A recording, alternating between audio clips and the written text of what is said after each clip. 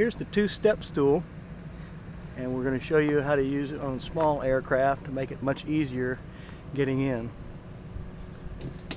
One step, two steps, up to the door and inside, easy.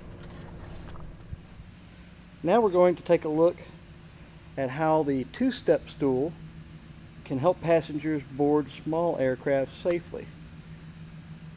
It does this by letting the passenger step up 6 inches and then 4 inches and then up to the aircraft.